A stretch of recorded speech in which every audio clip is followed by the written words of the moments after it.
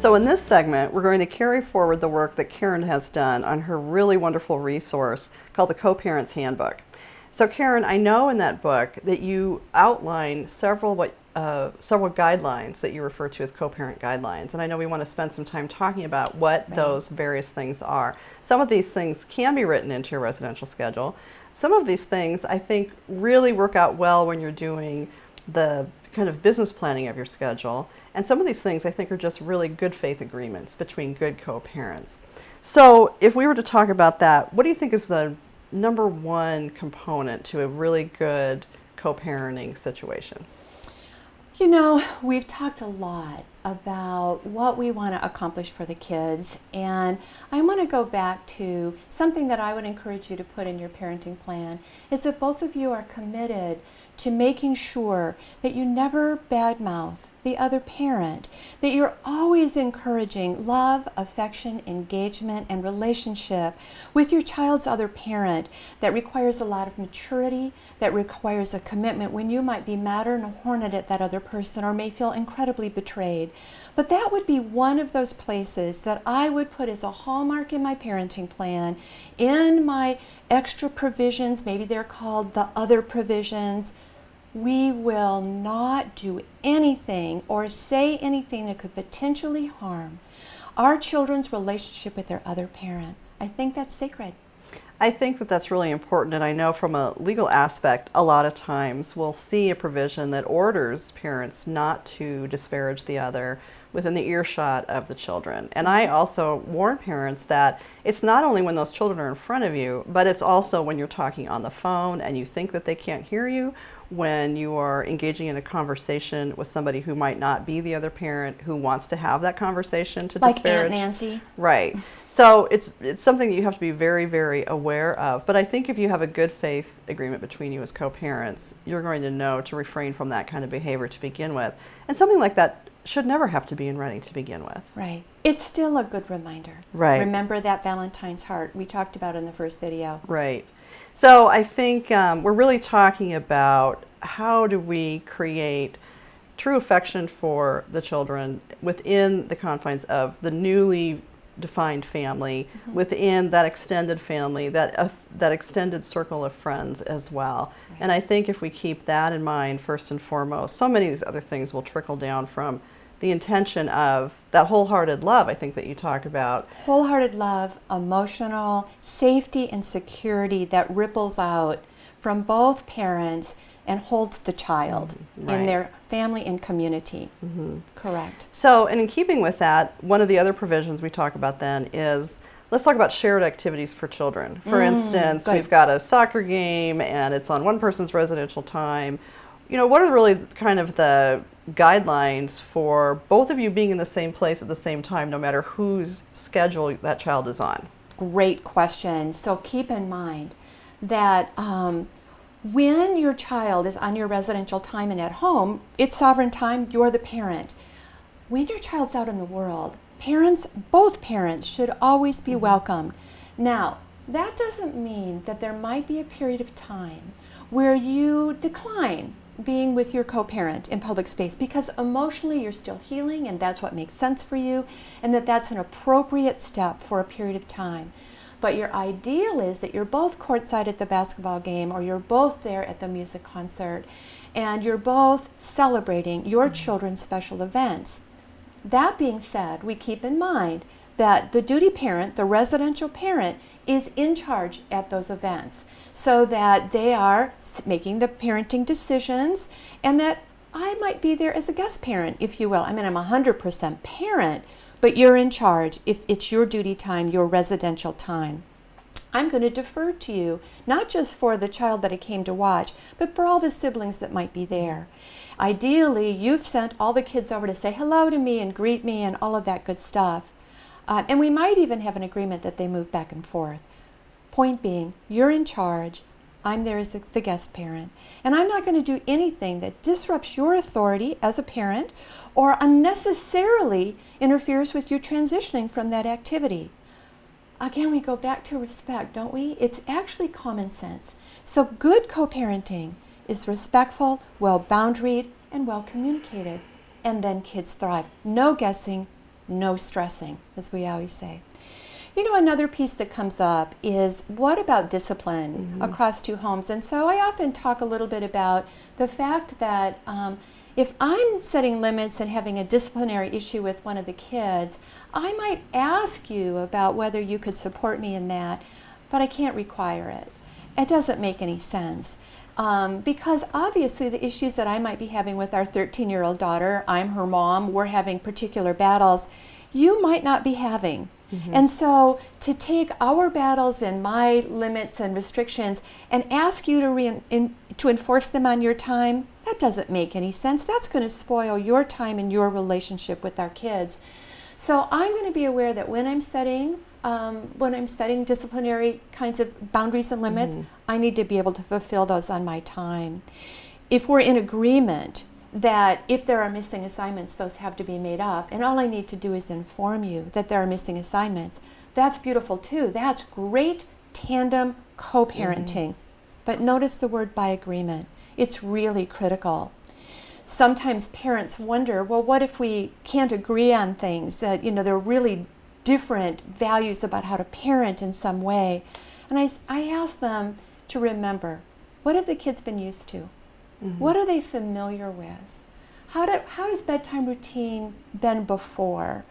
So that we don't create a situation in two homes where one family functions way over here and has this sets of rules and boundaries, and one family functions way over here with different rules and boundaries. And guess who gets caught in the middle?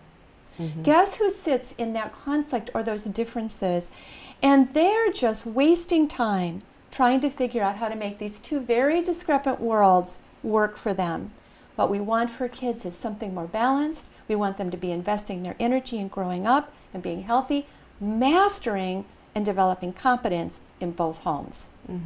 There's a healthy amount of difference between us. It goes back to, aren't you lucky your dad let you use the iPad at the dinner table?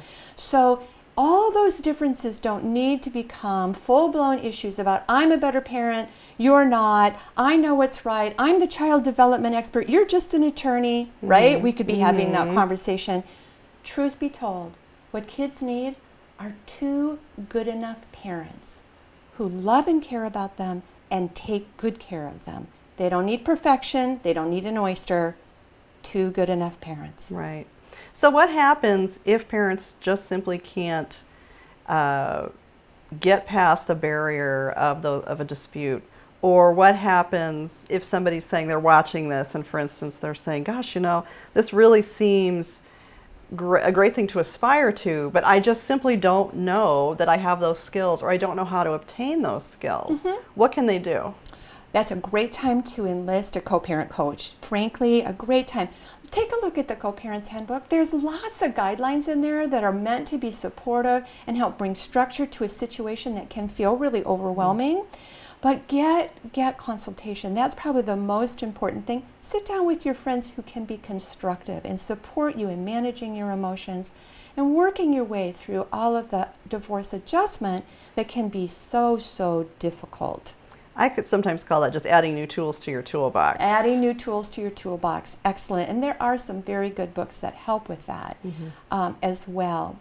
Now, one of the other areas of conflict that I see for parents, and I see them usefully adding into their parenting plan, is an agreement that in the areas that they are not necessarily coming to agreement on, that they're going to use established safety guidelines. When it comes to saying, for example, when is it time for a child to no longer sit in their booster seat? I've had parents really have fall aparts about that. You let Tom be in the car without his booster seat and he's only 30 pounds, or whatever the particular content is.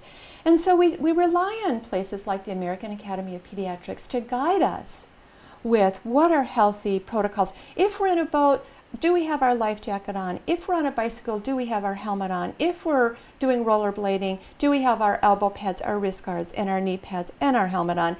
So we know that there are healthy guidelines out there that are established, and if we agree to let those help us with conflict, we know our kids are in safe zones, right? Well, and some of those are easily answered because in some jurisdictions, there are actually laws about some of those things. Okay. So again, it's really checking into your jurisdiction whether or not it's strict with respect to, say, life jackets in a boat for a child under the age of 12. Right. Otherwise, there might just be, as you said, guidelines that people want to learn that are offered up by other professional academics and agencies Right. to help keep your children safe. Right. Now, the other thing I want to touch on is if there's a gun in the home, and this has become, a much more common phenomena here, and that what I ask and put in parenting plans is that you keep each other informed if there's a gun in the home, and of course, commit to the highest safety standards so that there's not an inadvertent or unfortunate outcome with a gun that may be in the house but wasn't locked up, or it did have ammunition, and somehow some little one figured out how to get a hold of that. So that's another piece that I actually have people put in those other provisions, that if I'm going to have a gun in my home, I will inform you, and I am committed to the highest safety standards of keeping that gun in my home. And I think when one parent has a belief system that revolves around something that might be considered a safety issue, and it is contradicts the belief system that the other parent has, I think it's very, very important to really try to honor the differences of those belief systems, and yet figure out a compromise that's going to work for everybody with respect to that. Right. It goes back to the information. I might not share your values, but let's use good information on how to manage that conflict, right? Right.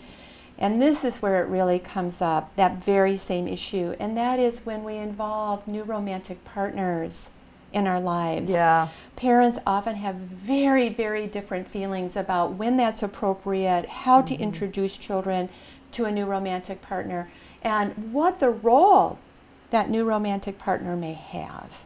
And we ask the parents have very rigorous and clear conversations ahead of time about how to use good judgment. We don't necessarily have to codify or put a whole bunch of language in our parenting plan, but if you and I have a really good conversation about, hey, let's make sure we're dating somebody for a good 3 months, that we've at least gotten through the phase of, a love fest before we bring our kids in on our romantic life. And then we're going to do that really very carefully, that we're not going to meet someone and next weekend have them move in. So we'll have that conversation. We'll make those co-parenting agreements. Again, what do we believe is in the best interest of our children, for our family, that's going to protect kids and protect their hearts?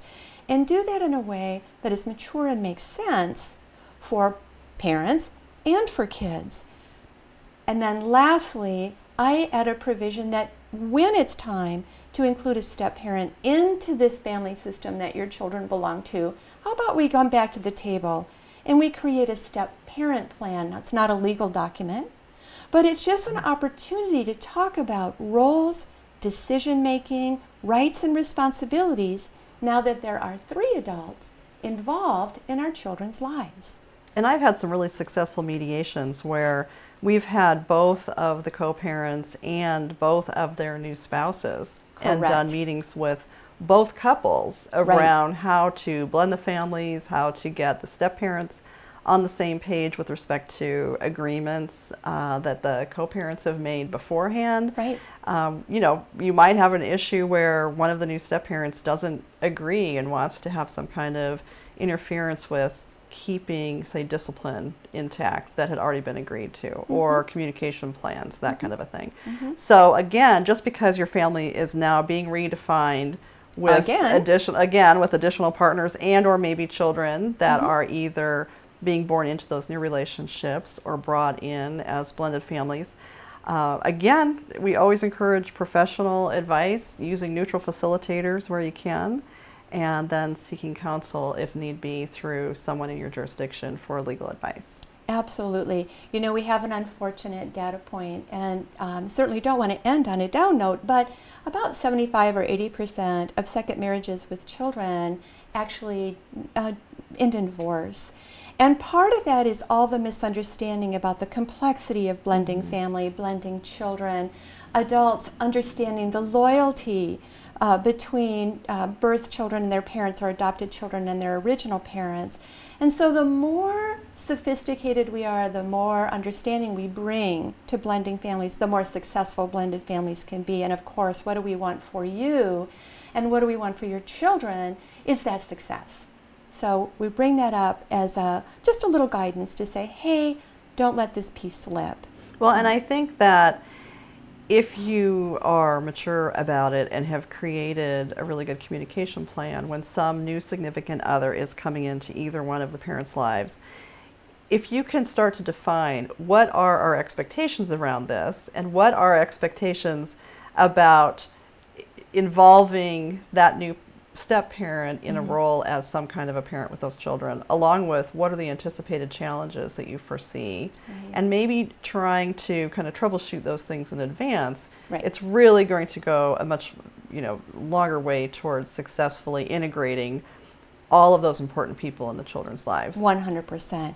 And of course, I just want to remind everybody that the two original parents are the co-parent executive officers. Right, a good new point. partner does not come in and hijack that role. That doesn't make sense. It is the source of enormous conflict. Right. So, co-parent executive officers, co-parent financial officers, that's who run our children's lives, and that's our commitment to each other, even as we love and care about and maybe create new family with someone else.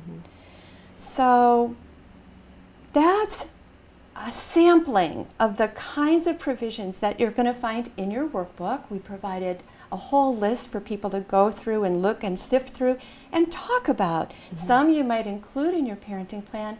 Others you'll say, oh no, we do this well, we don't need even a reminder. Some you might put down in a separate document that you just call our co-parenting commitment, separate from your legal document, right? And that will help guide you in your co-parenting relationship now and into the future.